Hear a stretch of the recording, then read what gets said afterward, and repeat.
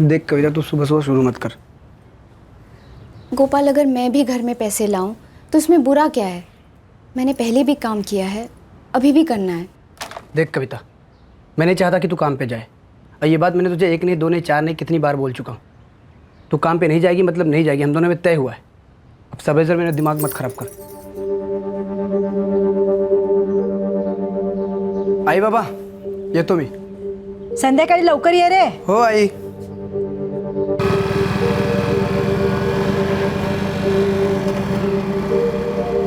काम करने नहीं जाने देता, ना ही घर के बाहर जाने देता है।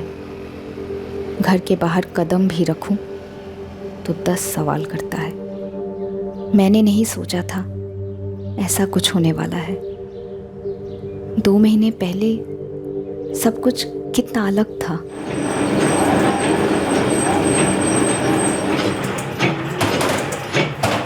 मुझे काम करने में मज़ा आता था।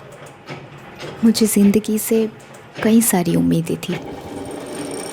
गोपाल और मैं एक ही फैक्ट्री में काम करते थे।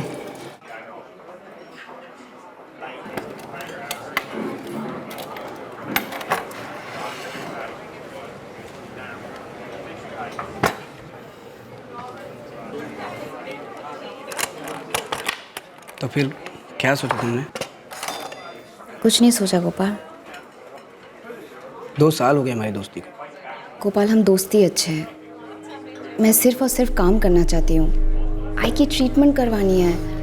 पता है डॉक्टर लोग क्या बोल रहे हैं? वो बोल रहे हैं कि आई बच ही नहीं सकती, लेकिन मैं ना आई को जिंदा रखूंगी। और तेरी अपनी जिंदगी, उसका क्या?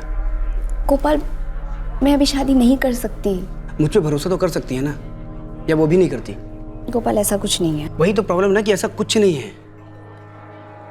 तुम मुझसे प्यार ही नहीं करती। ऐसा नहीं है। तो फिर शादी कर ले मुझसे। बोल, करेगी ना मुझसे शादी? दरअसल तो डरती है कि मैं तुझे खुश नहीं रख पाऊंगा। गोपाल, मुझे आई को खुश रखना है। तेरी आई को मैं अच्छी तरह से जानता हूँ। 6 महीने हमने साथ में काम किया है। वो खुद चाहती थी कि तू अपने लाइफ में सेट हो जाए,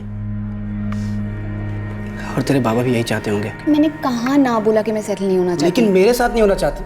मेरे साथ नहीं होना चाहती ना तू। गोपाल, हम अच्छे दोस्त हैं। अरे अचार डालू क्या ऐसी दोस्ती का? प्यार करता हूं मैं तुझसे। जब तू पहली बार अपने आई के साथ काम पे आई थी ना, तब से। तो शादी करना चाहता हूँ तुझसे, लेकिन तेरा स्टैंडर्ड है ना, मेरे को हाई लगता है।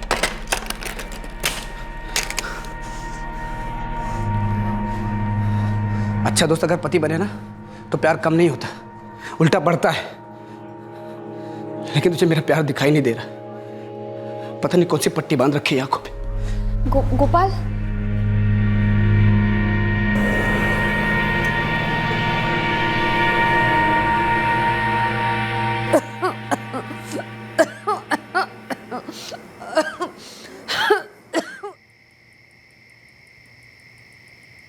जल्दी चल, फटाफट आ जा। हो गई बहुत पढ़ाई। खाना खा ले। आई, तू भी आ जा। चलो गरम गरम खाना खा लो। आ जा। एक बार लड़का देख तो ले। पढ़ा लिखा है, सरकारी नौकरी है, कोई ऐसी वैसी आदत भी नहीं है उसमें। खाना खाने के बाद बात करें। कविता, ऐसी बात मत टाल। सच्चाई तो बदलेगी नहीं ना। इस साल तो तेरी शादी होनी ही होनी है। सच्चाई ये भी है बाबा कि मुझे कोई जल्दी नहीं है। लेकिन मुझे जल्दी है। सभी डॉक्टरों ने जवाब दे दिया है कि मेरे पास समय कम है। मैं जाने से पहले एक बार तुझे दुल्हन बना हुआ देखना चाहती हूँ। आई, ऐसा मत बोल। कहीं नहीं जा रही तू, मैं तुझे जाने नहीं दूंगी।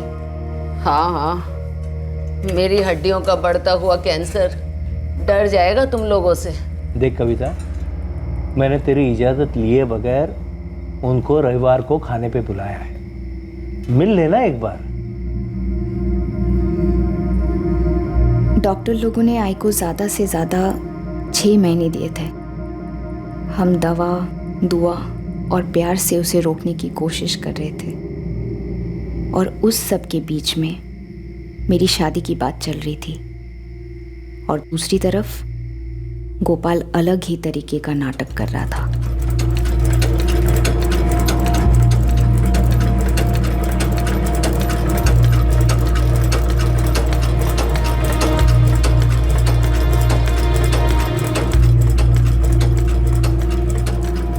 गोपाल ने लेटर दिया है तेरे लिए।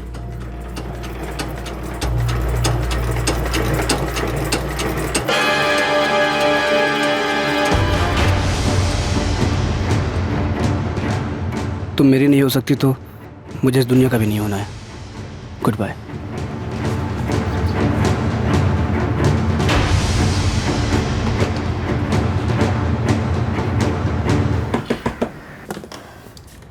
कविता, काकी गोपाल कुटे? वो तो सुबह ही काम पे गया। काम पे गया, लेकिन वो तो वहां आया ही नहीं। आया नहीं तो फिर कहाँ गया? कविता, ए कविता, अरे तुम दोनों में कुछ हुआ है क्या?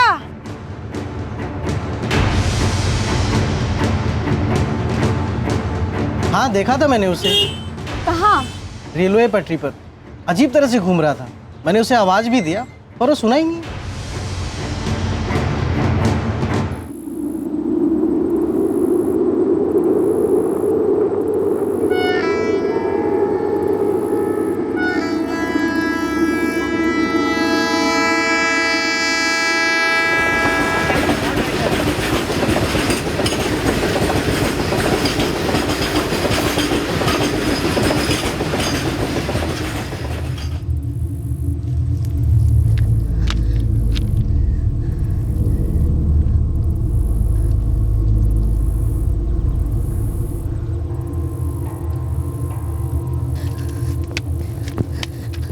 क्यों कर रहे हो तुम ऐसा? मेरे को लगा था मेरी मैयत पे भी नहीं आएगी तू। फालतू की बातें मत कर गोपाल। फालतू की बात नहीं कर रहा हूँ मैं। तेरे साथ मेरी शादी नहीं हुई तो जी के कोई फायदा नहीं है।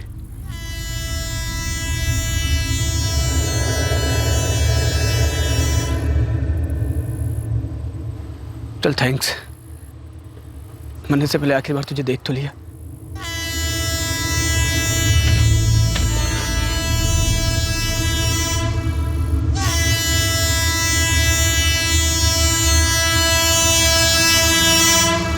गोपाल, गोपाल हट, हट गोपाल, हट गोपाल, गोपाल हट, गोपाल हट, गोपाल मत कर ऐसा। क्यों कर रहे तू ऐसा? शादी करेगी मुझसे?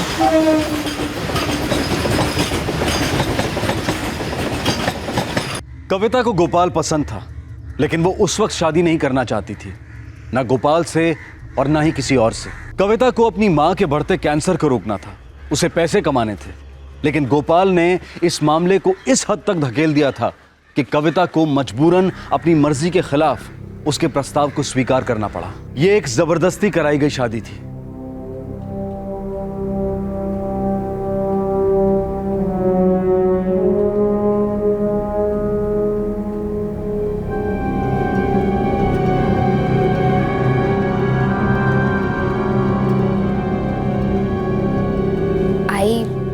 बाबा, मैंने और गोपाल ने शादी कर ली। शादी कर ली और हमें बताया भी नहीं? कविता क्यों? ये गोपाल ही क्यों? आई, वो मुझसे प्रेम करता है। प्रेम? तेरे चेहरे पे तो प्रेम नजर नहीं आता।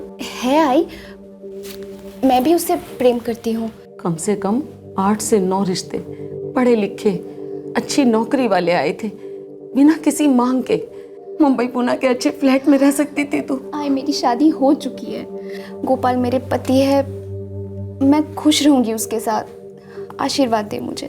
आशीर्वाद तो मेरा सदा तेरे साथ है, लेकिन एक बात का दुख है बेटा कि तुझ जैसी पढ़ी लिखी होशियार लड़की को एक से एक रिश्ता मिल सकता था, बेहतर जिंदगी मिल सकती थी। आई की बात गलत नहीं थी, मैं भी इस शादी से कभी खुश नहीं थी, और फिर बात और बिगड़ती। बोल, मेरे को बोला क्यों नहीं तूने? इसमें बोलना क्या था? आई की तबीयत खराब थी तो मैं देखने गई उससे। तेरी आई की तबीयत महीनों से खराब है। सुबह जब मैं काम पे जा रहा था तब क्यों नहीं बोले तू? उसके बाद घर वापस आते हैं, वहां घंटों खड़े रह के हाँ ही करोगे तो उसका यही मतलब निकलेगा कि तुम दोनों एक दूसरे को पटा रहे हो। पहले शुरुआत किसने की, तूने कि उसने? क्या बकवास कर रहे हो तुम? काश जिंदगी में भी एक रिवाइंड बटन होता।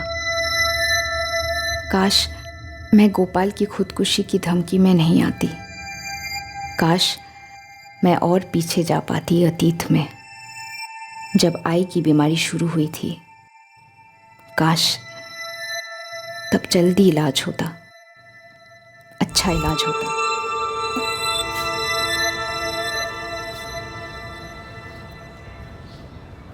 रमेश भाऊ, मुरली ने घर के पैसे दिए? नहीं पार्वती ताई, आशा उससे पूछती रही, लेकिन वो हमेशा कुछ न कुछ बहाने बनाकर बात को टालता रहा। कविता, अब ये तेरी जिम्मेदारी है कि तू मुरली से पैसे निकलवाए। पता नहीं मैं कैसे करूंगी। आई को तो एक दिन जाना ही था, लेकिन मान ही नहीं पा रही हूँ कि आई नहीं है।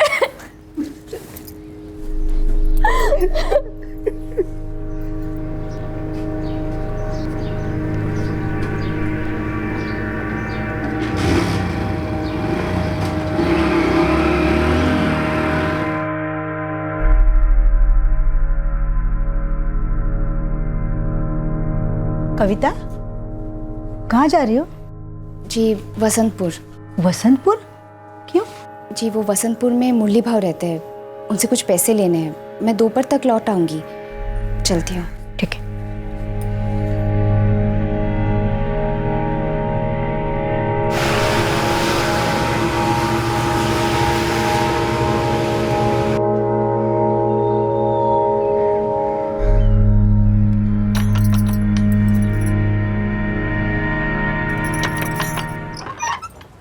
नमस्ते काकी। अरे कविता, कैसी है तू? मुरली भाव कहाँ हैं? वो तो गोदाम गए हैं। गोदाम किस तरफ होगा? कविता, तेरी आई का इस तरह जाना बहुत बुरा लगा। बुरा तो हम सबको लगा काकी। आई को कैंसर ने नहीं, गरीबी ने मारा।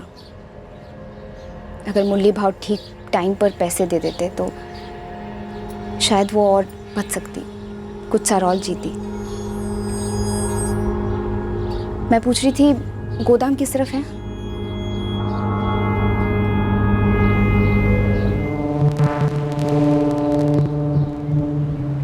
अरे कविता, तू यहाँ कैसे? आपसे मिलने आई हूँ मुरली भाव। तेरी आई के ऐसे जाने को लेकर बहुत दुख है मुझे। शायद नहीं है, अगर होता तो पैसे बहुत पहले आ जाते। उससे जो बन पाया वो लौटाया मैंने। जो घर आपने किराए पे लिया था वो आई का घर था, वहाँ पे हम जन्मे पले बड़े। जानता हूँ कविता। कुछ नहीं जानते आप। बुरे दिन आए इसलिए घर को किराए पे दिया था, उससे भी बुरे दिन आए तो घर को बेच दिया। दिल पे पत्थर रख के बेचा था हमने, सिर्फ इसलिए ताकि आई का इलाज हो पाए। अब आई तो नहीं रही, लेकिन आप पर उधार बाकी है। दे दो 25,000 रुपये मेरे। तेरी आई को भी मैंने यही कहा था, तुझे भी मैं यही कहूँगा कविता। 25,000 देने की मेरी औकात नहीं है। मालिक ने दिहाड़ी कम कर दी है। वो तो इधर का सुपरवाइज़र सुभाष, वो मेरा दोस्त है, इसलिए जैसे तैसे चलता है मेरा। एक पैसा नहीं बचता है, उधार लेके घर चलाना पड़ता है। और 75,000 रुपये दिए ना मैंने। सौदा 1 लाख का हुआ था। अब नहीं दे सकता तो नहीं दे सकता, जान लेगी क्या? मुरली भाव आप ठीक नहीं कर रहे हो। तुझे जो समझना है समझ। 3 साल मैंने ईमानदारी से किराया दिया, फिर 75,000 रुपये देकर वो घर खरीदा। अब बाकी 25,000 नहीं दे पाऊँगा। ये मेरा आखिरी जवाब है।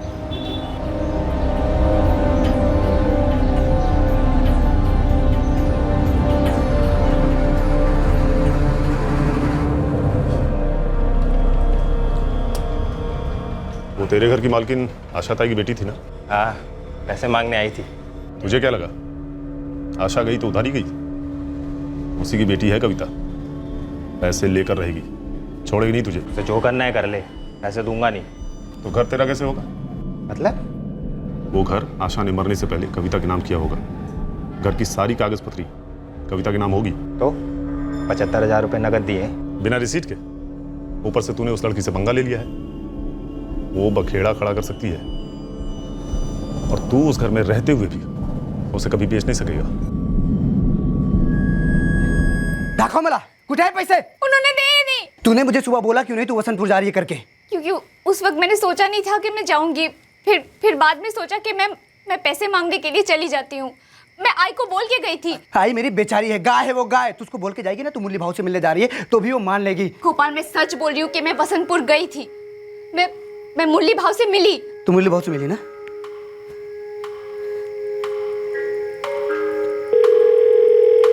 हेलो मुरली भाव, गोपाल बोल रहा हूँ, कविता का पति। गोपाल, मैंने कविता को बोल दिया है, मैं पैसे अभी नहीं दे पाऊंगा। कभी बोला आपने? इसके आगे क्रियाक्रम के वक्त? नहीं, आज दोपहर को। और तुम लोग जितनी बार भी मुझसे पैसे मांगोगे, मेरा जवाब यही है, मैं पैसे अभी नहीं दे सकता।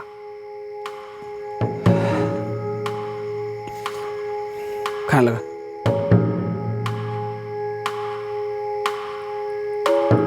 गोपाल का शक बढ़ता जा रहा था, मेरी घुटन बढ़ती जा रही थी। सिर्फ 2 महीने हुए थे मेरी शादी को और मुझे लग रहा था कि मैंने अपनी जिंदगी की सबसे बड़ी भूल की थी। पार्वती मौसी बीमार है, मुझे उन्हें देखने जाना है, चलोगे? किसने बोला बीमार है? उनका फ़ोन आया था, और कैसे पता चलेगा? जाना कब है? कल। मैं नहीं आ सकता कल। मैं अकेली जाऊं?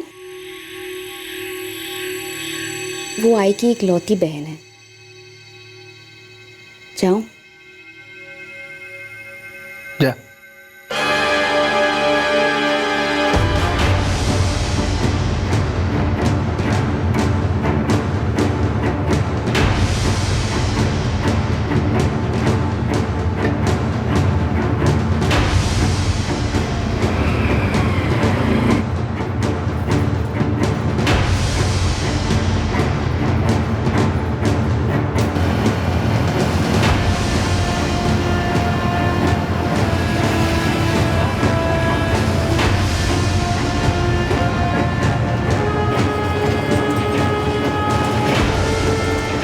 दाखव मला, कुठे आहे पैसे? उन्होंने दिए नहीं।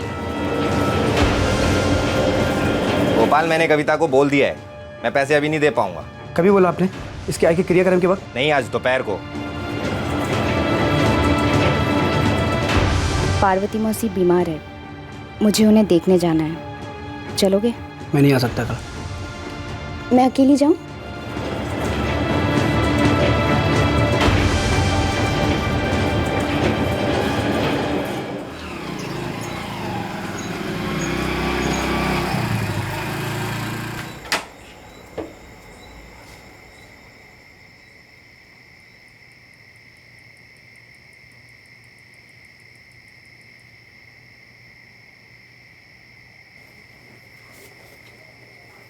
अरे आई। हाँ? कविता कहाँ है? कविता लौटी नहीं अभी तक। लौटी नहीं अभी तक मतलब? 7:30 बज रहे और अभी तक वो अपने मौसी घर से वापस नहीं आई। मुझे क्या पता, और उसने बोला भी नहीं ये देर होगी करके। उसकी मौसी तो यहाँ उत्तम नगर में रहती है ना, तो फिर आने में इतनी देर कैसे हो सकती है उसको? बेटा तू उसको फोन करना। जिस नंबर से आप संपर्क करना चाहते हैं वो नंबर इस समय बंद है। जिस नंबर से आप संपर्क करना चाहते हैं वो नंबर इस समय बंद है।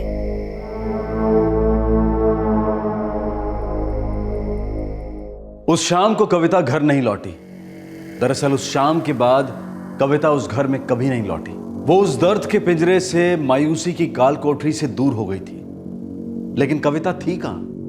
क्या हुआ था उसके साथ? हाँ गोपाल, कविता आई थी इधर, 4 बजे के आसपास निकल गई यहाँ से। 4 बजे के आसपास? तो अब तक पहुंची क्यों नहीं? 8 बजे को आया है और उत्तम नगर से यहाँ तक आने में सिर्फ 1 घंटा लगता है। अरे देवा, तो गई कहाँ? यही सवाल तो मैं आपसे पूछ रहा हूँ, वो गई कहाँ वो, और किसके साथ गई? मुझे कैसे पता? यहाँ से 4 बजे निकल गई। बीच में कहीं रुकने वाली थी क्या?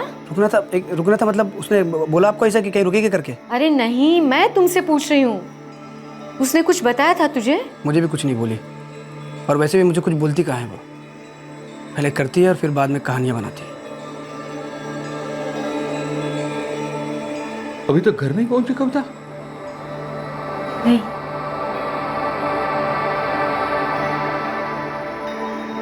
जिस नंबर से आप संपर्क करना चाहते हैं वो नंबर इस समय बंद है।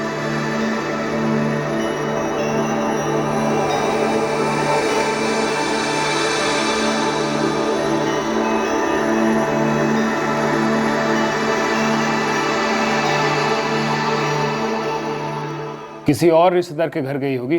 नहीं सर, ऐसा कोई रिश्तेदार तो नहीं है। पार्वती जी, कविता ने आपको क्या कहा था कि घर जा रही हूं मैं? घर ऐसा कुछ नहीं बोली, कहा देर हो रही है निकलती हूँ। मुझे लगा घर ही जा रही होगी। कुछ परेशान दिख रही थी वो। नहीं, ऐसा कुछ नहीं, हमेशा की तरह थी, ठीक ठाक। क्या बोला मुरली?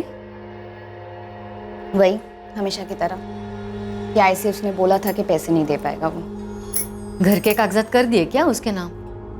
वो मुझे पता नहीं। आई ने कहा था कि तेरे नाम पे ये घर कर रही हूँ और कागजात पे कुछ दस्तखत किए थे। उसके बाद आई ने क्या किया क्या नहीं कुछ नहीं पता। बता, ये मुरली ना बहुत शाना है, धोखा दे रहा है तुझे। ये पैसे ना मिलने को लेकर कुछ टेंशन में थी वो। वैसे तो हम सभी उस घर को लेकर टेंशन में थे। क्यों? वो पुश्तैनी घर हमारी आई ने आशा को, मतलब कविता की माँ को दिया। आशा ने उसे भाड़े पे चढ़ाया, फिर मुरली आया वहाँ रहने। 3 साल था किराए पे। फिर आशा के घर की हालत कुछ ठीक नहीं थी तो घर बेचने की बात हुई। मुरली बोला वो ही खरीदेगा। 1 लाख में सौदा हुआ। मुरली ने 75,000 तो दे दिए, पर बाकी के 25,000 देने के लिए रखड़ा रहा है। ये मुरली साहब का नंबर दो। 444 256 7। जिस नंबर से आप संपर्क करना चाहते हैं वो नंबर इस समय बंद है। सर, ये मुरली साहब का नंबर भी स्विच ऑफ आ रहा है, कविता की तरह।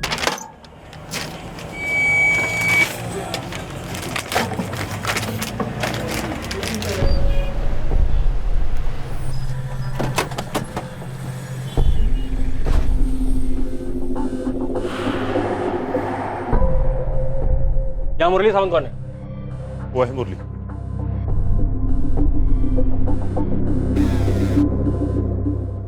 आप मुझे किधर ले जा रहे हो साहब? मैंने क्या किया है?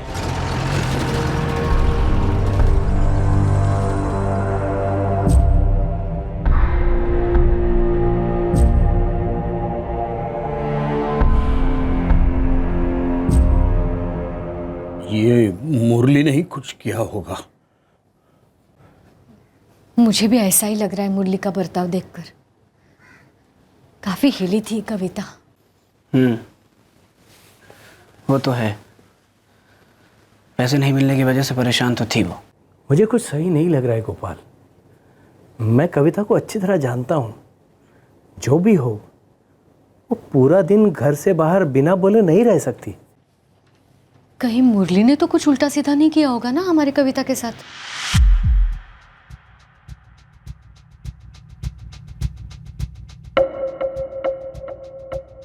मैं मानता हूँ 25,000 बाकी थे मेरे, लेकिन इसलिए नहीं दिए साहब क्योंकि है ही नहीं। जब भी 75,000 थे मैं उसको दिया ना साहब। घर तो तूने पूरा लिया है ना, 25 घर तो नहीं लौटाया तूने। ऐसा क्या किया है कि जिसके बाद कविता चवन ने तुझसे 25,000 मांगने की जरूरत नहीं की? साहब मैंने कुछ नहीं किया है साहब, ना कुछ करूंगा साहब। मैं सच बोल रहा हूँ साहब। साहब, वसंतपुर में हम पिछले कई सालों से रहते हैं, रोज की मजदूरी करते हैं गोदाम में, और जो भी पैसा घर में आता है उससे वरण भात भी नहीं परवड़ता। घर का गुजारा कैसे करते हैं ये हम ही जानते हैं। और क्या जानती हो तुम? साहब, मैं बस इतना जानती हूँ कि मेरे पति कविता के साथ कुछ भी गलत नहीं कर सकते। क्यों नहीं करेगा? ऐसा लिख के दिया उसने कि कभी ऐसा नहीं करेगा? अगर ऐसा कुछ करना ही होता तो मेरे पति 75,000 भी क्यों देते? साहब, मामला कुछ और ही है। हाँ बोल गावड़े। ये मुरली जिस गोडाउन में काम करता है ना, इधर का सुपरवाइजर है सुभाष, मुरली का फ्रेंड भी है। हाँ तो उसका क्या? जब से आपने मुरली को उठाया है ना, ये सुभाष भी गोडाउन से गायब हो गया है। मोबाइल भी बंद है, फुल हवा हो गया है। तेरे पति का दोस्त सुभाष, वो कहाँ है? मुझे नहीं मालूम।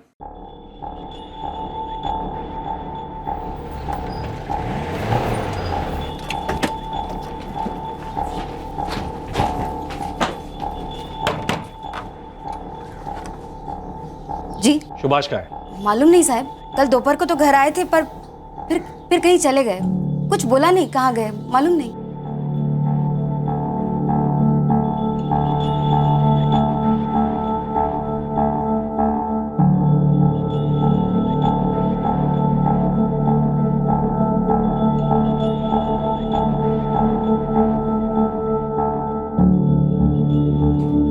तेरे को तो पता ही होगा ना। क्या साहब? यही कि तेरा पति मुरली सावंत के साथ मिलकर एक लड़के को गायब किया है। क्या? ये क्या बोल रहे हैं साहब आप? पैसों का मामला है, उन दोनों ने मिलकर लड़की के साथ कुछ कर दिया होगा। नहीं साहब, सुभाष, पर मुझे कुछ नहीं मालूम साहब, मुझे कुछ भी नहीं मालूम। देख, उसका फोन भी स्विच ऑफ आ रहा है, बुरा फंसेगा। वैसे और कहाँ जा सकता है? मुझे कुछ बताते ही नहीं है साहब, मैं सच बोल रही हूँ साहब, मुझे नहीं पता। तो तू खुद से पता कर। देख, अगर वो नहीं मिला ना तो तू बुरा फंसेगी, याद रखना।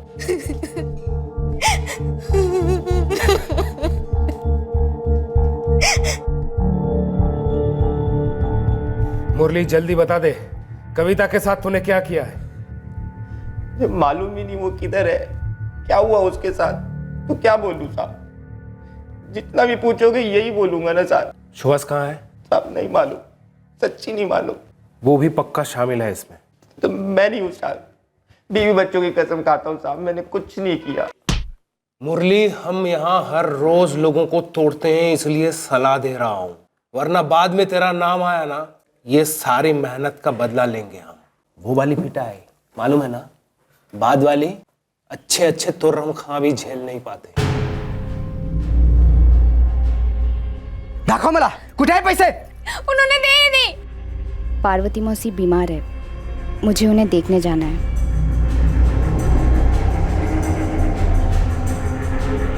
ना मैं उसे यहाँ बुलाती मुझसे मिलने, ना ही ये सब कुछ हो सकता। अपने पर मत ले पार्वती, तुझे थोड़ी पता था कि पीठ पीछे कौन क्या साजिश कर रहा है। ये मुरली ने ही कुछ किया है। मैंने कविता से पूछा भी था कि आशा ने घर के कागजात मुरली के नाम पर कर दिए थे क्या। फिर क्या बोली वो? बोली उसे पता नहीं आशा ने क्या किया क्या नहीं किया, लेकिन अब मुझे पक्का लग रहा है घर के कागजात को लेकर ही ये सब कुछ हुआ है। पहले दिन से ये गोपाल मुझे पसंद नहीं है। पता नहीं कविता ने उसमें क्या देखा।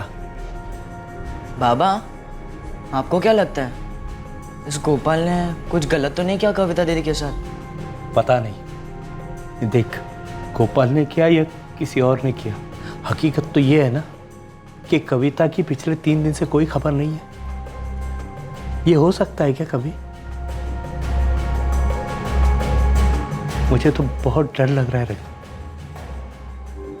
इंतजार की कुछ और खौफनाक रातें और दम घोटते दिन बीत गए। कविता की डिटेल्स आसपास के पुलिस स्टेशन में भेज दी गई, लेकिन फिर भी कविता की कोई खबर नहीं थी। और फिर कविता के गायब होने के 5 दिन बाद पुलिस के सामने आया एक खौफनाक नजारा।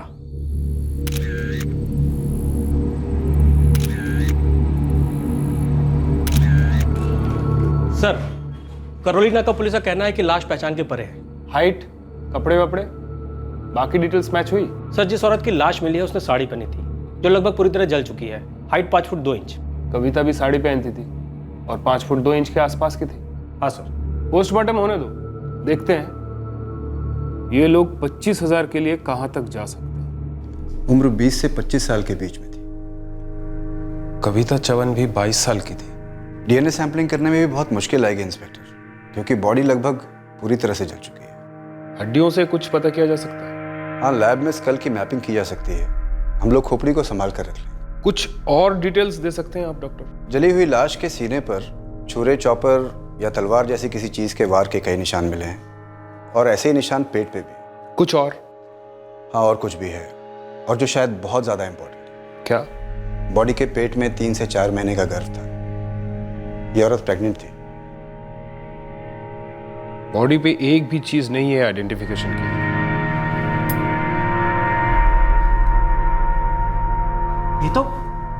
ये तो कोई और है, ये कविता नहीं है। हमें बॉडी पर से ऐसी कोई चीज नहीं मिली है जिससे लाश की शिनाख्त हो सके।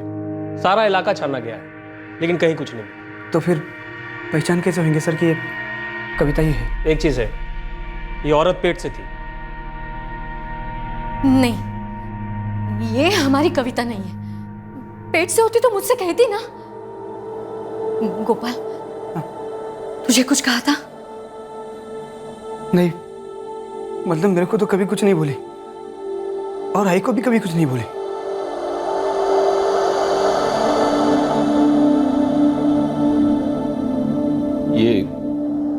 ये कविता ये है। दामोदर मौसा, कैसे बोल सकते हो ये कविता है? मैं नहीं मानता। पार्वती, उस दिन इसी रंग की साड़ी पहनी थी ना कविता ने?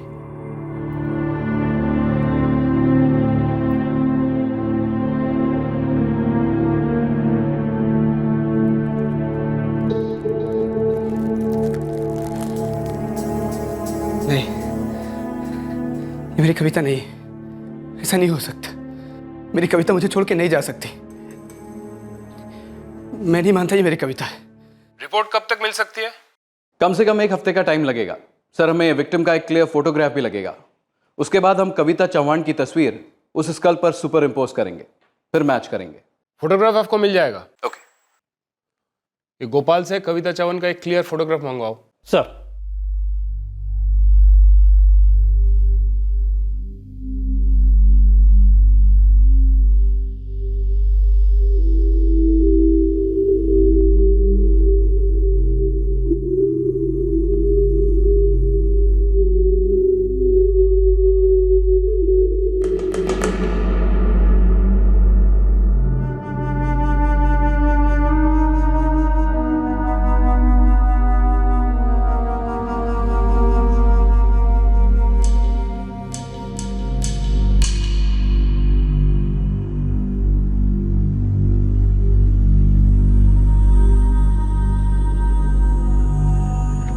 ये है मेरी बेटी कविता।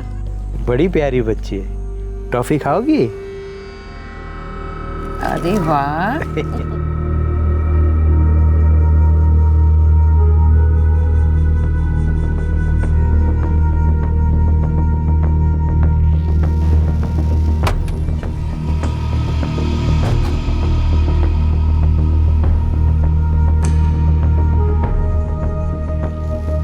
अकल देर से आई लेकिन दुरुस्त।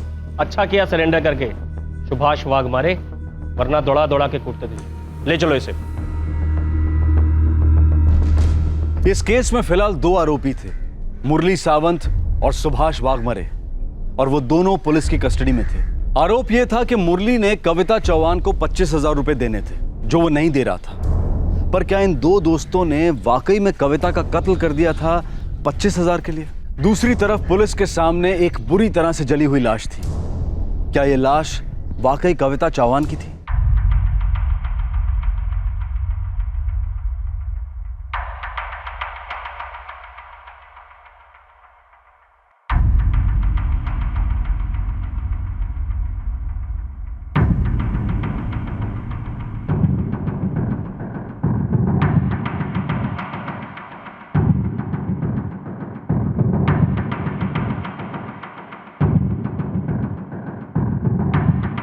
दोनों आरोपियों की कड़ी से कड़ी पूछताछ के बावजूद वो इस जुर्म में शामिल होने से साफ इनकार करते रहे। और दूसरी तरफ गोपाल चौहान अपनी पत्नी के बारे में जानने के लिए बेहद परेशान होता चला था।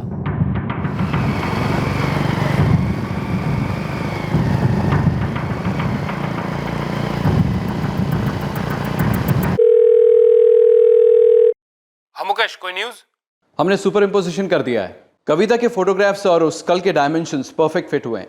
सो it is Kavita Chauhan inspector, no doubt about it.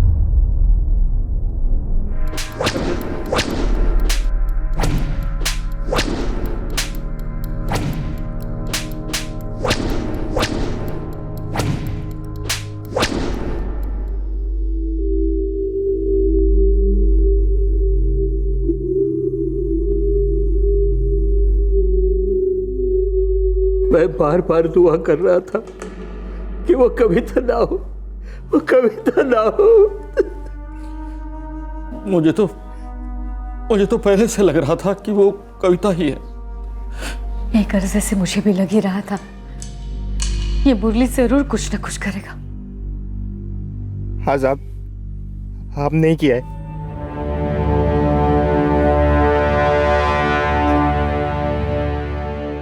हमने ही मार डाला उसे। हमने उस पर पहले वार किया चाकू से, फिर लाश को इस हद तक जला दिया कि कोई पहचान नहीं पाए। हर लाश की शिनाख्त हो ही जाती है और हर खूनी को सजा। हमसे बहुत बड़ी गलती होगी साहब, हमें माफ कर दो। मुझे कैसे पता चला ये अपनी मौसी के घर से लौट रही थी? तब मैंने फोन किया था उसको।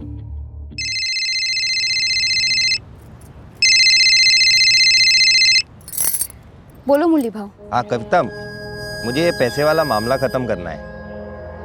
मैं तेरे पैसे देना चाहता हूँ। ये अच्छी बात है, मैं कल आ जाती हूँ पैसे लेने। नहीं नहीं, कल नहीं, आज ही आकर लेना। आज मैं बाहर हूँ, उत्तम नगर से घर जा रही हूँ, पार्वती मौसी के घर से। हाँ तो मैं तेरे को आधे रास्ते में मिलता हूँ ना। देख तेरे पैसे हैं, लेके ख़त्म कर। ठीक है भाव, करौली नाका पे बस रुकेगी, मैं वहीं उतर जाऊँगी, तो वहीं पे मिलते हैं। जल्दी आ जाइएगा, मुझे बहुत देर हो चुकी है। नहीं नहीं, देर नहीं लगेगी, तू उधर ही रुक, मैं करौली नाका पहुँचता हूँ। करौली नाका के पास से ही हमें एक जली हुई लाश मिली।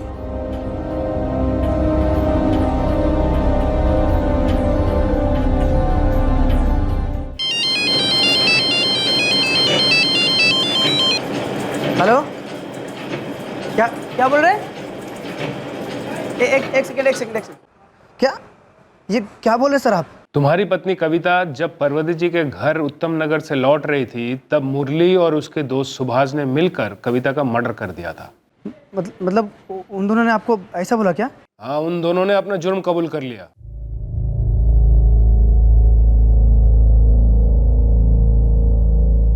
ऐसा क्यों किया तुमने? वो लड़की हमको इतना भी परेशान नहीं कर रही थी। आपने एक बार भी सोचा हमारा क्या होगा, बच्चों का क्या होगा? सुधा, हमने किसी को नहीं मारा। बच्चों की सौगत जानवी, हमने कोई खून नहीं किया। लेकिन पुलिस कह रही है कि आप लोगों ने अपना गुनाह कबूल कर लिया है। हमारे पास कोई चारा नहीं था जानवी, कोई चारा नहीं था। जानवरों की तरह पीटते थे।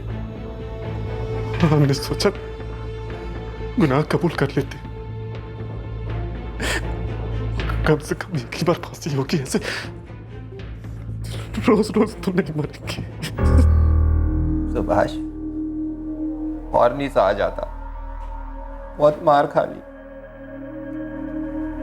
मैंने भी डर के मारे सरेंडर कर दिया, पर अब सोचता हूँ कि कहीं भाग गया होता तो ही सही होता।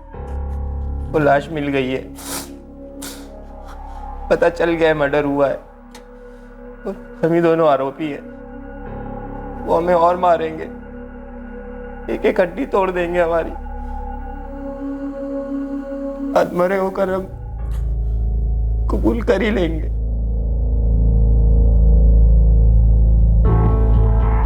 इसलिए हमने सोचा गुनाह नहीं किया है तो भी कबूल कर ही लो। पर क्यों? अब ये लोग कहेंगे कि आप ही खूनी हो, आप लोगों को ही सजा मिलेगी, और आपने कुछ भी नहीं किया, फिर भी सजा आपको होगी।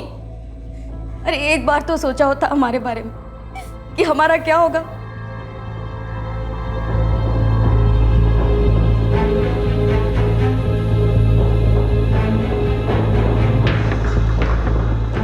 क्या सुभाष और मुरली ने वाकई में कविता का कत्ल कर दिया था, या फिर वो बेगुनाह थे और कड़ी पूछताछ के सामने उन्होंने घुटने टेक दिए थे? अगर मुरली और सुभाष ने कविता का कत्ल नहीं किया था तो फिर कातिल कौन था? अब तक इस केस में जितना भी सामने आया था उससे कहीं ज्यादा छुपा हुआ था। हमारे पति किसी की जान नहीं ले सकते साहब। उन्होंने हमें बताया कि वो लोग आपकी मार सहन नहीं कर पा रहे थे, इसलिए उन्होंने जुर्म कबूल कर लिया। साहब उन्हें छोड़ दीजिए साहब, हम हाथ जोड़ते हैं साहब, उन्हें छोड़ दीजिए। हर मुजरिम के अंदर एक एक्टर छुपा रहता है। हमारे सामने काफी एक्टिंग कर ली उन्होंने, दाल नहीं गली, अभी तुम्हें बेवकूफ बना रहे हैं वो। ये है बयान उनका, साइन है उनके, देखो।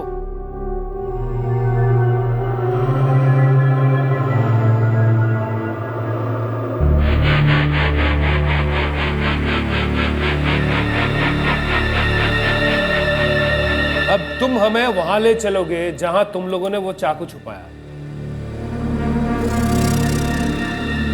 हमें वो चाकू गोदाम से मिला जहां तुम दोनों के पति काम करते हैं।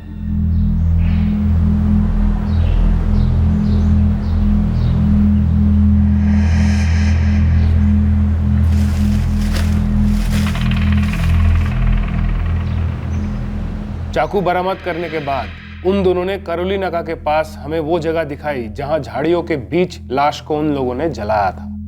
यही मारा था ना कविता चौहान को? यही मार के जलाया था ना? हाँ साहब।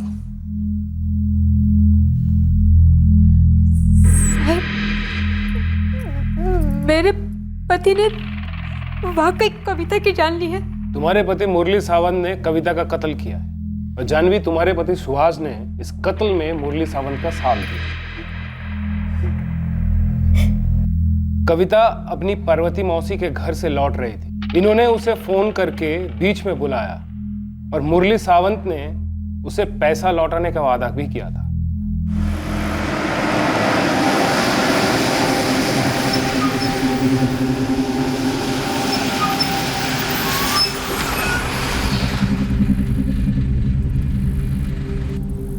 दे दो पैसे मुरली भाऊ, मुझे देर हो रही है। अरे तेरे पैसे देने के लिए तो तुझे बुलाया है। चल आ जा, यहीं पास में ही मेरा एक दोस्त पैसे लेकर आ रहा है, उससे उधार लेकर तुझे दे रहा हूँ। आज मेरे सर से बहुत बड़ा बोझ हल्का होगा। हाँ चल आ जा।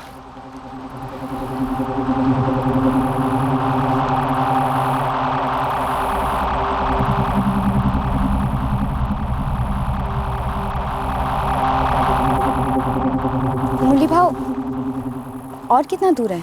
अरे बस पास में ही है, आजा आजा।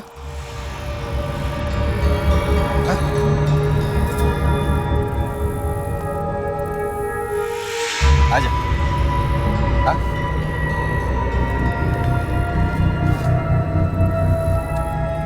भाऊ अगर आप इनसे पैसे उधार लेके मुझे दे रहे थे तो मैं सीधे गोदाम पे आ जाती कल। ये सब की क्या जरूरत थी? जरूरत है कविता, जरूरत भी और कारण भी। ये क्या बोल रहे हो भाऊ? मैं ये बोल रहा हूँ कविता कि आज के बाद तेरे और मेरे बीच में ये बाकी के 25,000 रुपए नहीं रहेंगे, कि आज के बाद तू ही नहीं रहेगी। नहीं साहब, मेरे पति चाकू से किसी लड़की को नहीं मार सकते साहब, ऐसा नहीं हो सकता साहब। हाँ साहब, सुभाष ऐसा कर ही नहीं सकते, बिल्कुल नहीं कर सकते। तुम्हारा विश्वास, तुम्हारा यकीन, ये सब अब कोई मायने नहीं रखता। हम बहुत जल्दी चार्जशीट फाइल करने वाले हैं। तुम्हें जो कहना है अदालत में जाके कहना।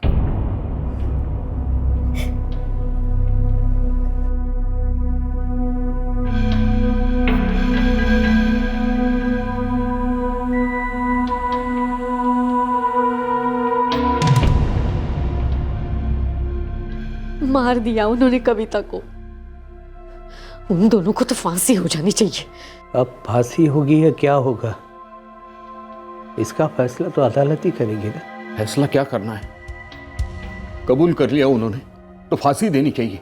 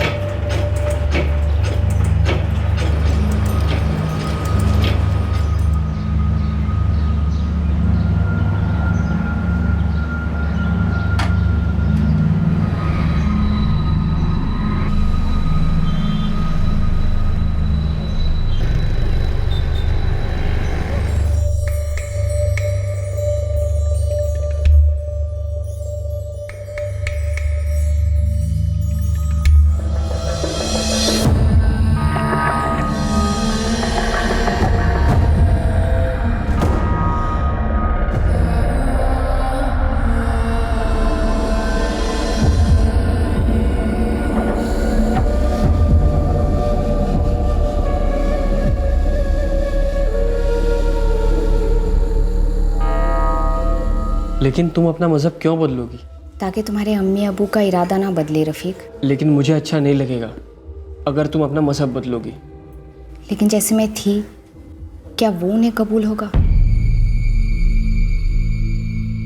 सर, पुलिस चार्जशीट के अनुसार आरोपी मुरली विट्ठल सावंत और सुभाष यतिन वाघमरे ने रमेश कदम और मरहूम आशा कदम की बेटी और कंप्लेनेंट गोपाल चौहान की पत्नी कविता चौहान का कत्ल किया है। आईपीसी 302 कत्ल के लिए, आईपीसी 120 बी क्रिमिनल कॉन्स्पिरेसी के लिए, आईपीसी 34 कॉमन इंटेंशन और 201 सबूत गायब करवाने के चार्ज लगाए गए हैं। सर, मेरे क्लाइंट मुरली विट्ठल सावंत और सुभाष यतिन वाघमारे दलील करते हैं कि वो दोषी नहीं है।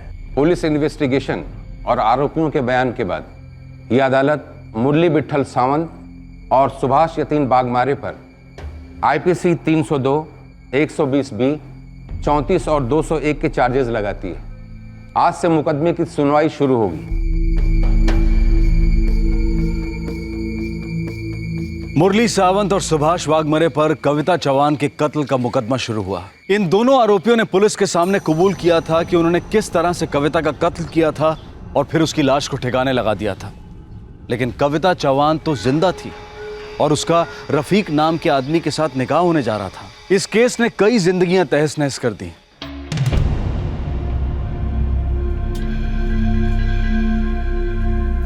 मुरली सावंत के परिवार पर समाज की मोहर लग गई थी। एक खूनी का परिवार।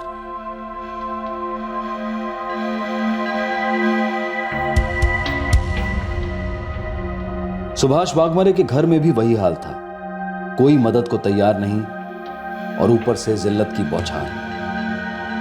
दूसरी ओर कविता के परिवार के लोग न्याय चाहते थे और वो चाहते थे कि कविता के हत्यारों को कड़ी से कड़ी सजा मिले।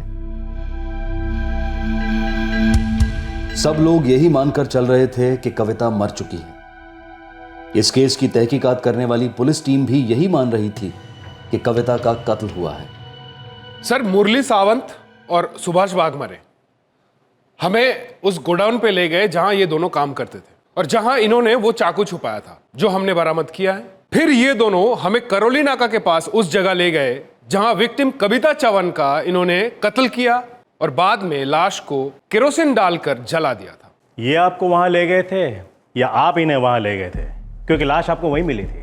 ये दोनों हमें वहां ले गए थे। सर, मेरे क्लाइंट इस चार्ज को नकारते हैं कि वे पुलिस को क्राइम सीन पे ले गए थे, बल्कि उनका कहना है कि पुलिस उन्हें वहां ले गई थी। सर, जाहिर सी बात है डिफेंस अब ये कहेगी कि पुलिस ने ही वहां पे मर्डर वेपन को प्लांट किया है। नहीं सर, पुलिस ने वो चाकू प्लान नहीं किया था, उन्हें वो चाकू वहां मिला था।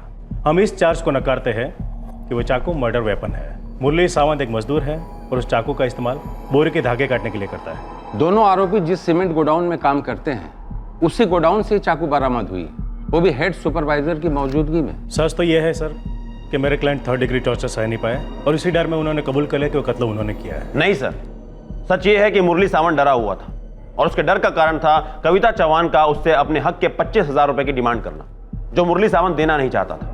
इसलिए उसने अपने दोस्त सुभाष वाघमरे के साथ मिलकर उसके कत्ल का षड्यंत्र रचा और फिर इस कत्ल को अंजाम दिया। मुरली सावंत के पास ठोस मोटिव था कविता चौहान का कत्ल करने का, 25,000 रुपए। ये चाकू क्राइम सीन से रिकवर नहीं हुआ है और ना ही इसे गोदाम में छुपाया गया था, बस एक जगह पे पड़ा था जहां रोज पड़ा होता है। ये कोई सबूत नहीं है। सर, कत्ल करने के बाद छुरे को धोकर वापस अपनी जगह पर रख देना ये कोई रॉकेट साइंस नहीं है। पोस्टमार्टम रिपोर्ट के हिसाब से इसमें साफ लिखा है कि विक्टिम पर एक नहीं, दो नहीं, कई बार वार किया गया। सर, आरोपियों ने चाकू से शक की बूंदें हटाकर सोचा कि वो बच सकते हैं, लेकिन इससे यह हकीकत नहीं छुप सकती कि उनके पास कविता चौहान का मर्डर करने का एक ठोस मोटिव था और उन्होंने ही इस मर्डर को अंजाम दिया है।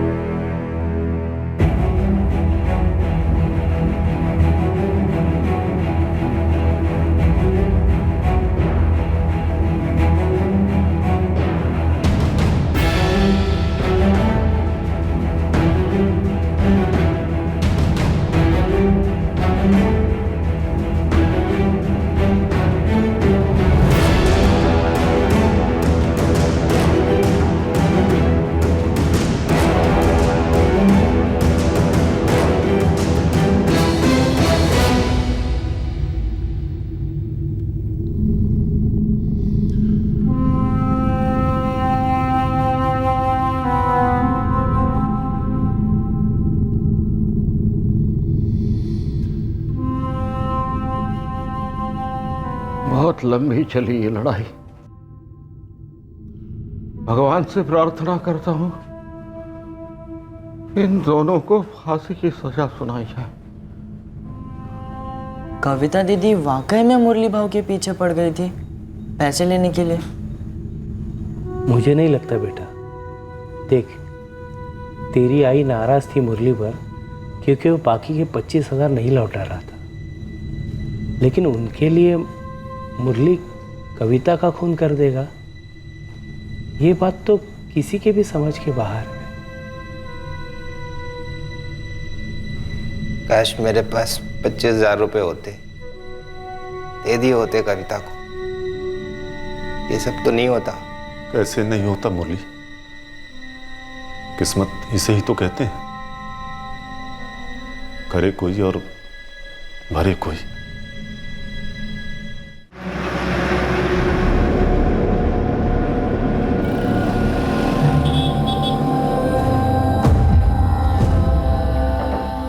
अम्मी, आपके अम्मी अब्बू कहाँ हैं? बेटा, अम्मी अल्लाह को प्यारी हो गई। और आपके अब्बू? चलो बेटा, अपना बैग भर लो, मैं तुम्हारा टिफिन लेके आती हूँ, ठीक है? शबाना, नाज़नीन की बात को ऐसे क्यों काट दिया?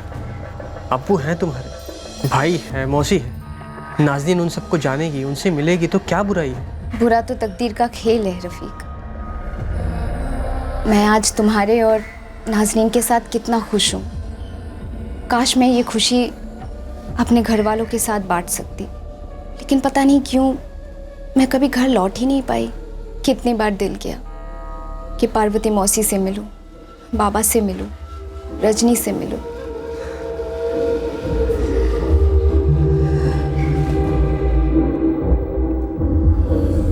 कविता चौहान अब शबाना शेख बन गई थी। उसकी 4 साल की बच्ची थी और वो अपने पति रफीक के साथ अपनी जिंदगी में खुश थी। दूसरी तरफ मुरली और सुभाष की जिंदगी उजड़ गई थी क्योंकि उन दोनों पर कविता चौहान के कत्ल का इल्जाम लगा था। आखिर पूरे 4 साल बाद अदालत ने अपना फैसला सुनाया।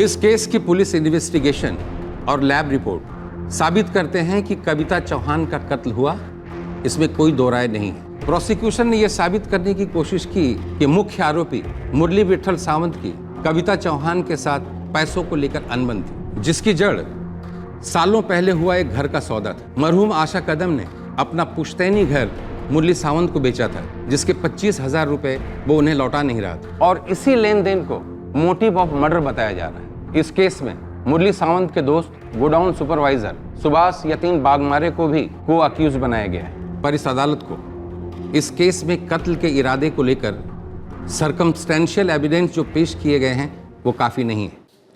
प्रोसिक्यूशन द्वारा ठोस सबूत पेश न किए जाने के चलते यह अदालत फैसला सुनाती है कि मुरली सावंत और सुभाष बागमारे ने कविता चौहान का कत्ल नहीं किया। दोनों आरोपियों पर लगे सारे चार्जेस खारिज किए जाते हैं और ये अदालत मुरली विठल सावंत और सुभाष यतीन वाघमारे को बरी करती है।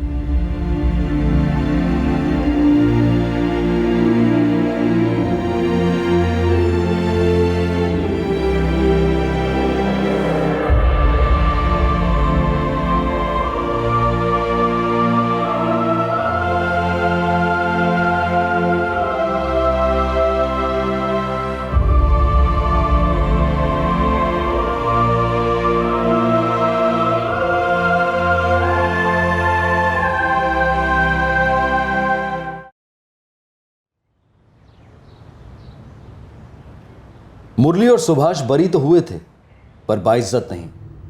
उन पर जो खूनी होने की मोहर लग चुकी थी वो स्याही मिटने की बजाय अब और रंग लाने लगी थी। ये दोनों कानून की नजरों में बरी हुए थे पर लोगों की नजरों में नहीं। पहले पुलिस स्टेशन में इन दोनों ने चीख चीख कर बोला था कि वो निर्दोष हैं, फिर अदालत में दलीलें की थी और अब समाज के सामने हाथ जोड़ रहे थे बस एक ही बात कहने के लिए कि उन्होंने कत्ल नहीं किया था। और उनका कबूलनामा डर के मारे किया गया था, पर इस बात को कोई भी मानने को तैयार नहीं था। वो दोनों जेल में सड़ेंगे। वसंतपुर, उत्तम नगर और करुणा नगर के लोग हमारी कविता को कभी नहीं भूलेंगे, हमेशा याद रखेंगे। बहुत बुरा किया उन दोनों ने हमारी कविता के साथ। कविता का पहला पति गोपाल चौहान भी अपनी जिंदगी में लौट गया।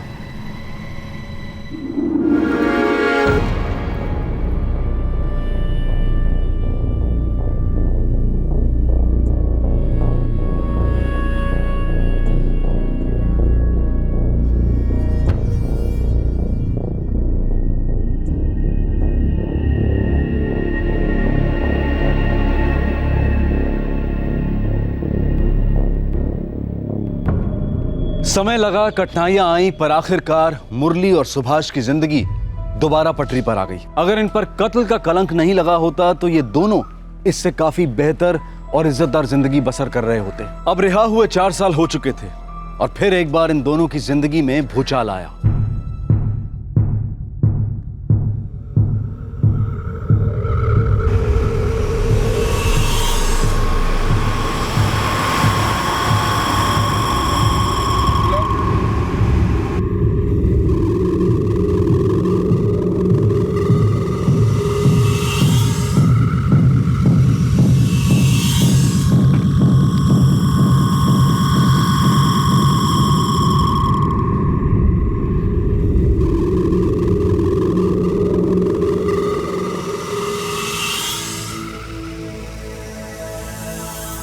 क्या हुआ? चेहरे का रंग क्यों उतर गया?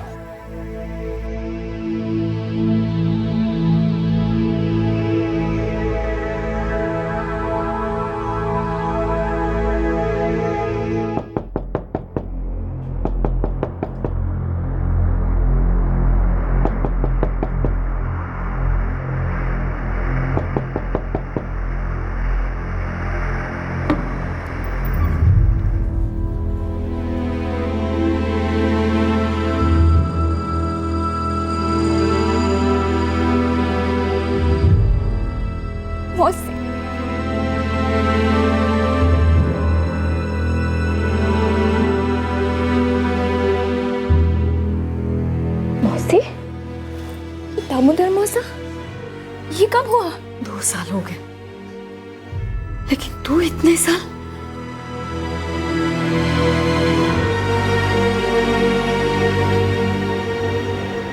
ये मेरी बेटी नाज़नीन और ये मेरे पति रफीक।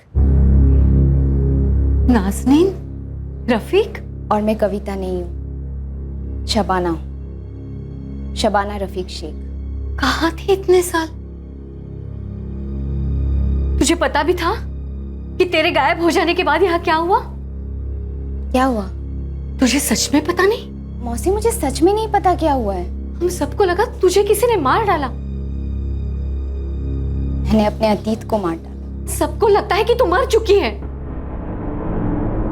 सब लोगों को ऐसा ही लगता है कि मुरली और सुभाष ने तेरा कत्ल किया है। क्या? मुरली भाव? क्या बोल रहे हो मौसी? इतने साल मुकदमा चला, दोनों जेल में बंद थे। इसका मतलब वो सच कह रहे थे कि उन्होंने तुझे नहीं मारा। तो फिर वो लाश किसकी थी?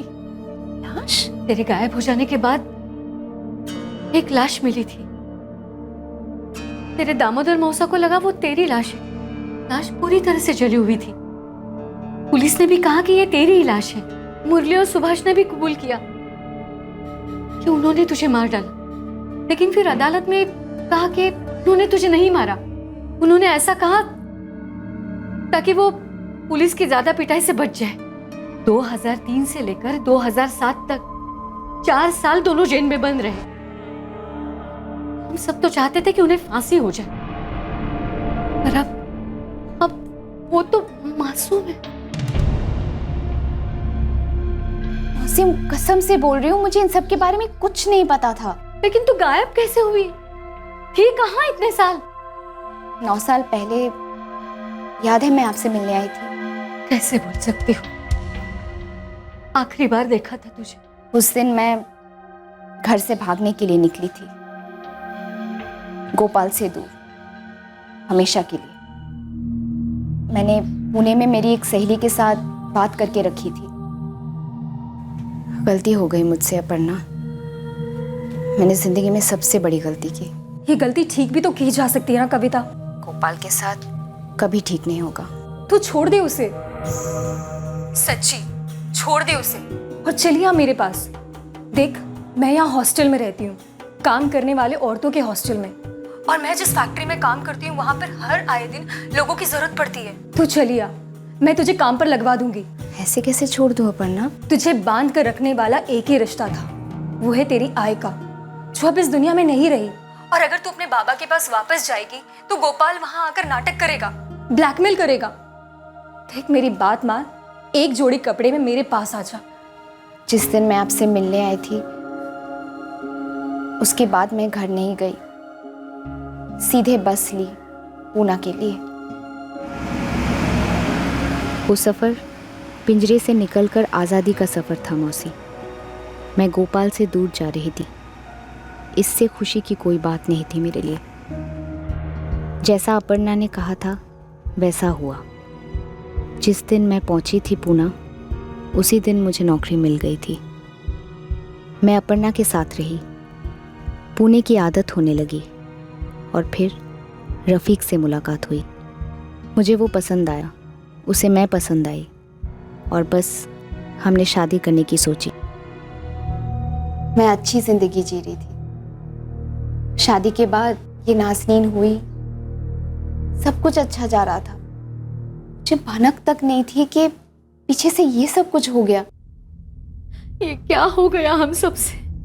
मुझे लगता है वो दो लोग जिनको शबाना के कत्ल में अंदर कर दिया गया था, उनके साथ बड़ी नाइंसाफी हुई। 4 साल जेल में सड़ी, इतनी मार खाई, रोजगार छिन गए। सुना है बहुत बुरे हाल है उनके अभी। मौसी, जो हुआ गलत हुआ।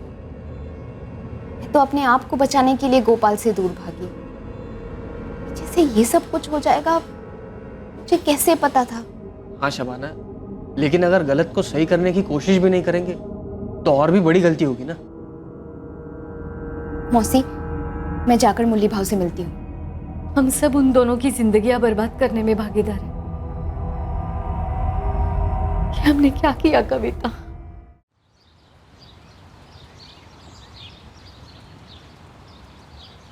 मुरली भाव,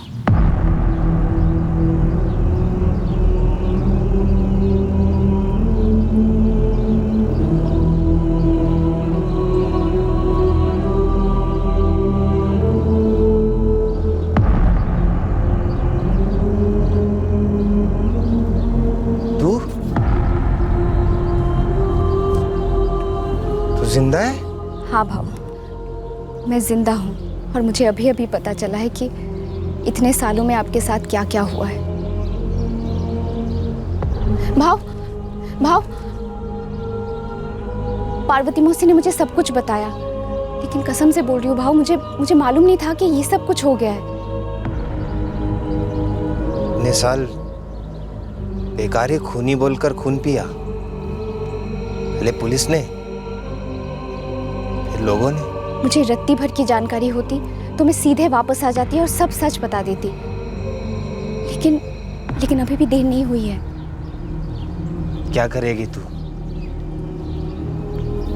गुजरा वक्त वापस तो नहीं आएगा, लेकिन सहे गए दर्द का मरहम हो सकता है, नाइंसाफी की भरपाई हो सकती है। अब जो भी हो, मैं यहाँ से कुछ ना कुछ करके ही जाऊंगी।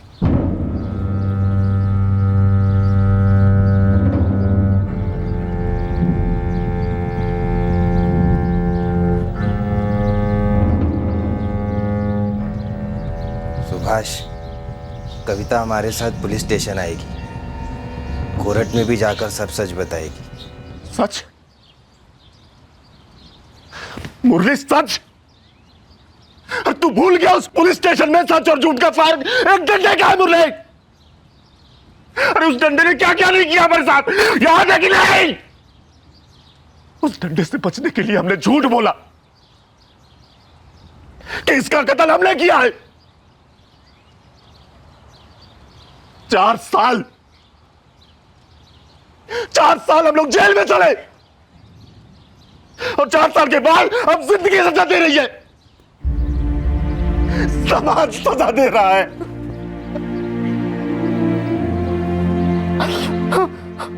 आके किसी से मिला नहीं सकते। बच्चे हमारे गर्दन झुकाकर जीते हैं। लेकिन काका सब कुछ बदल सकता है। मेरा तुझसे कोई लेना देना नहीं था, और तेरी वजह से मेरी पूरी जिंदगी बर्बाद हो गई। काका, मैं पुलिस और अदालत में जाके सब कुछ सच बता दूंगी। आप एक बार चलिए तो सही। मुझे कहीं नहीं जाना तुम्हारे साथ। सच तो यह है कि तुम मर चुकी हो। हमने ना सही तो किसी और ने मार डाला, लेकिन हम बरी हो चुके हैं। मैं कहीं नहीं जाऊंगा, ना पुलिस स्टेशन ना कोर्ट। काका, मेरी माफी मांगने से आपकी कोई सहायता नहीं होगी, लेकिन मैं बस इतना कहना चाहती हूँ कि मैं भी एक उम्र कैद से भाग रही थी, फांसी के फंदे जैसे घुटन से भाग रही थी, पति की पिटाई से भाग रही थी। लेकिन मुझे मालूम नहीं था कि मेरे भाग जाने के कारण तो मासूम जिंदगी तहस नहस हो जाएगी।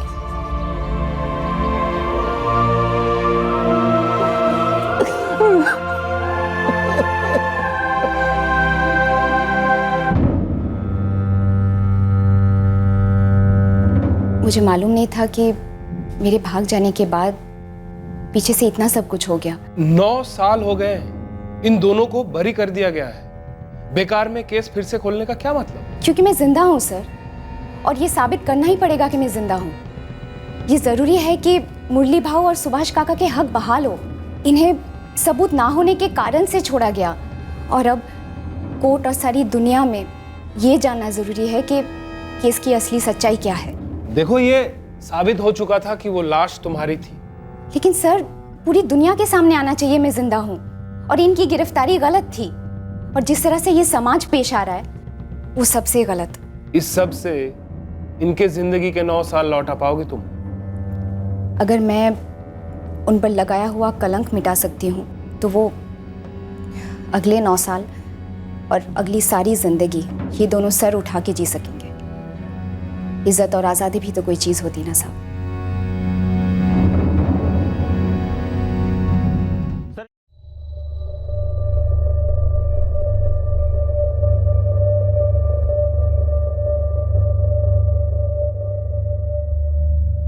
कविता के लिए आसान नहीं था यह साबित करना कि वही वाकई में कविता चौहान है। डीएनए टेस्टिंग के बाद यह साबित हुआ कि कविता चौहान उर्फ शबाना शेख एक ही शख्स है। सर, गोपाल मुझे बहुत तकलीफ देता था, उससे मैं दूर भागना चाहती थी। एक दिन मौका मिला तो मैं भाग गई, लेकिन मैंने ये गलती की कि मैंने ये बात किसी भी अपने को नहीं बताया, ना पार्वती मौसी को, ना दामोदर मौसा को, और ना ही मेरे सौतेले पिता रमेश चौहान को। मेरे भाग जाने के कारण से जिन जिन लोगों को तकलीफ हुई है, मैं उनसे हाथ जोड़ के पैर पकड़ के माफ़ी मांगती हूँ, और आपसे दलील करती हूँ सर कि मुरली भाऊ और सुभाष काका को न्याय दीजिए।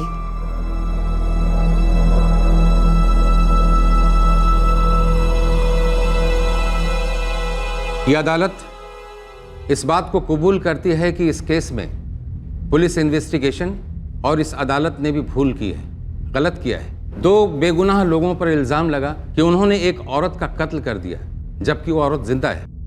सर, इन्वेस्टिगेटिव ऑफिसर भी ये मानते हैं कि उनसे चार्जेस फ्रेम करने में भूल हुई है, पर लेबोरेटरी ने कंफर्म किया था कि लाश कविता चौहान की है। इसीलिए पुलिस ने भी मान लिया कि लाश कविता की ही है, और पुलिस का पूरा शक मुरली सावंत पर था, और उसने भी कबूल किया और सबूत भी दिए। इसलिए मेरी अदालत से गुजारिश है कि इन्वेस्टिगेशन को लेकर पुलिस को दोषी न ठहराया जाए। कोर्ट ये मानती है कि पुलिस ने लैब द्वारा भेजी गई गलत रिपोर्ट पर अपनी इन्वेस्टिगेशन जारी रखी, जिस बात के लिए पुलिस को दोषी नहीं ठहराया जा सकता। लेकिन कोर्ट इस बात को नज़रअंदाज नहीं कर सकती कि 2 बेगुनाह नागरिकों के साथ हमारे हाथों अन्याय हुआ है, नाइंसाफी हुई है। कोर्ट इन दोनों के खिलाफ दर्ज किए गए और खारिज किए गए मुकदमे को नल एंड वाइड मानती है और ऑर्डर पास करती है कि इस केस को दोबारा खोला जाए और अज्ञात महिला की मौत का केस दर्ज किया जाए और तहकीकात शुरू की जाए।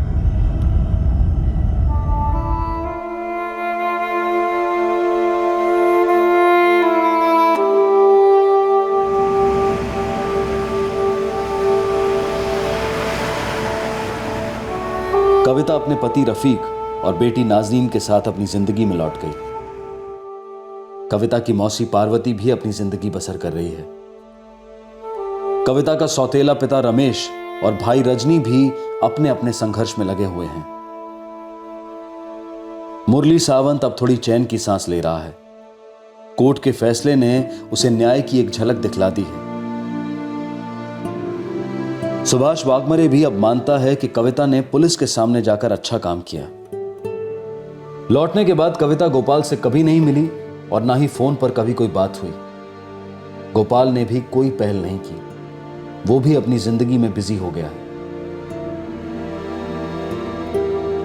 2 बेगुनाह जिन पर एक ऐसे जुर्म का आरोप लगा था जिससे उनका कोई वास्ता नहीं था, वो आज भी कोर्ट द्वारा प्रदान किए गए मुआवजे का इंतजार कर रहे हैं। उन्होंने उच्च न्यायालय के दरवाजे पर भी दस्तक दी है कि सालों से हो रही पीड़ा और जिल्लत का जो सामना उन्हें करना पड़ा है उसका भी ख्याल रखा जाए। कविता अब शायद ही कभी अपने गांव वापस आएगी। उसे इस बात का गिल्ट है कि उसके गांव से बिना बोले भागने की वजह से कई लोगों की जिंदगी तहस नहस हो गई। उसे इस बात का खेद है कि वो पहले क्यों नहीं लौटी, ताकि जो इतना बड़ा तमाशा हुआ शायद वो नहीं होता। और वो औरत कौन थी जिसका कत्ल हुआ था और जिसकी लाश को जलाया गया था और जो कत्ल के समय प्रेग्नेंट थी? हालांकि 9 साल पहले के इस केस को कोर्ट ने दोबारा खोलने के आदेश दिए हैं, लेकिन इस केस पर कुछ ज्यादा काम नहीं हो पाया है। जिंदगी में रिवाइंड बटन नहीं होता है।